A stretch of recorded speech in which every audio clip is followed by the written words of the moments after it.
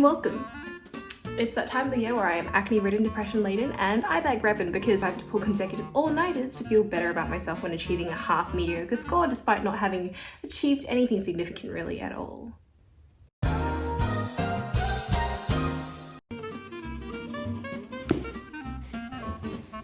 I've read one too many self-help books to know that they don't always work, and let me tell you why. Still a piece of garbage. So the other day I thought to myself, this has gone on for way too long and it's time to stop. And so, as the archetypal econ student I am, I decided to put some theories to the test. And then I suddenly remembered from my economic studies that Denmark, a Scandinavian country, has actually consistently topped global happiness rankings. And so I thought to myself, there has to be an element from this equation that's missing apart from the universal healthcare and education. That's a given. Then I suddenly recalled this book I bought back in 2015 called HYGGE. The Danish word defined as the feeling of coziness and comfort, and talks about the Danish way to living, which was self-described as the perfect way to socialize for introverts, which actually undeniably sounds like the best thing that could ever happen to me. So I arbitrarily flipped to this page about bringing nature indoors, and I thought it would be the perfect time to somehow try up my plant game.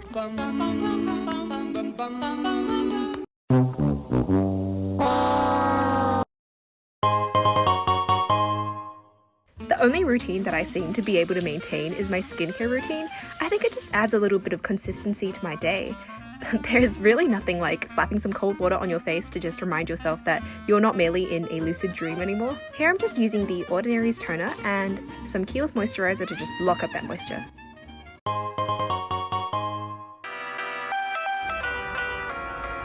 I'm honestly happy to say that I'm a self-professed plant mum, but then at the same time, I feel like the sudden influx of people just so invested in a certain aesthetic is just somehow seemingly reminiscent of that wave back in 2012 of Tumblr girls, but now just in the form of e-girls and plant mums, or moms for you Americans out there. I read on the internet somewhere that apparently you're supposed to spray your plants to prevent low humidity, and so essentially I just give them a little bath here in my bathroom sink, and then I just give them a little spritz over and under, and yeah, they're good to go.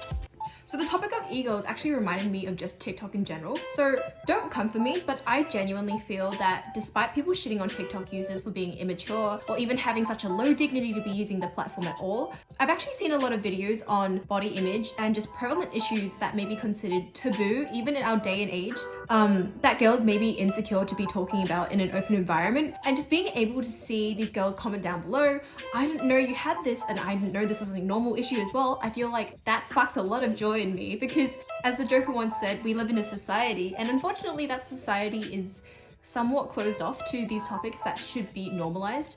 So yeah, just a little food for thought, I guess. I kid you not, it looks like I'm trying to flood my own house, but I promise you it's not. It's just that it's my brand to not think things through. You guys have to know, notoriously in this household, I am the brown thumb of the family. There's actually evidentiary support to back up that claim because there's a literal dead palm just sitting in my room. And so let's just hope that my attempt to keep something alive, n equals infinity, actually works this time, because I need to prove them wrong that I'm capable of keeping something alive. And also, pothos is supposedly the unkillable plant in the whole hierarchy of plants. And so, if I kill a plant that's permanently situated in water, what do I become? A black thumb? Oh god, I apologize for being so unfunny. Moving on.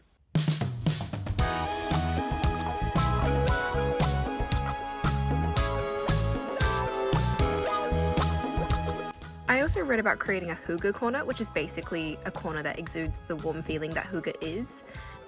So here's that attempt.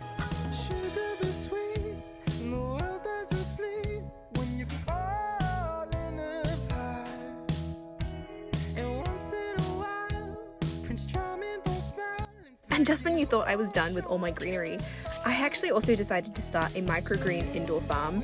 Ambitious, I know, but I've realized the sense of accomplishment I get from just seeing my plants grow was sort of addictive, and maybe it just makes up for my lack of other achievements. I don't know. The process of planting them wasn't actually so dissimilar to just planting stuff outside, and so I actually forgot about them until 3 days later when I found this pleasant surprise which I really was not expecting. Funny story is that on the second day of growing my microgreens, I saw these little hairs on the roots that were just coming out, and I was like, oh my god, it's mold, and apparently it's the big no-no in the microgreen community, and I was like, oh fuck, I've killed my plants again. but apparently it's just root hair and they do be thriving. Hi, welcome to my kitchen. I'm confined to the domestic sphere as I should be. And to complete my womanly feminine duties, I decided that I would be trying my hand at cooking today. Something else that I'm also not known to be particularly good at, so... And so my fast did some research and found this recipe in glazed pecan? Look, I'm a bit self-conscious. Like, you know those words where you don't pronounce and then when you actually have to pronounce them, you have no idea how to pronounce? Yeah, like, so I, as an Australian, I just don't know. Like, what is it? Is it pecan or pecan?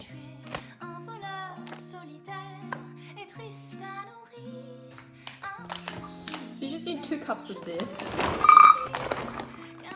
I feel like that lady who's like 2 shots of vodka.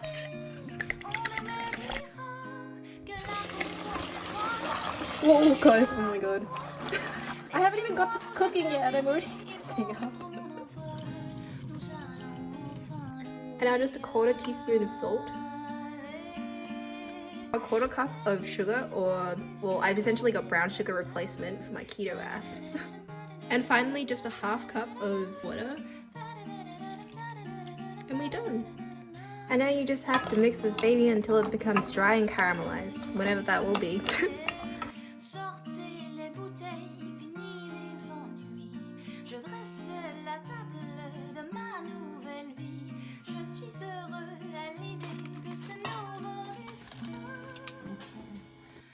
Despite how cliche it may sound, I think journaling truly is quite a cathartic process. It's not that difficult, it's just one thing I'm grateful for, one short-term goal, and anything troubling me really. I guess writing stuff down is sort of metaphorical for relinquishing my actual stress out of my system.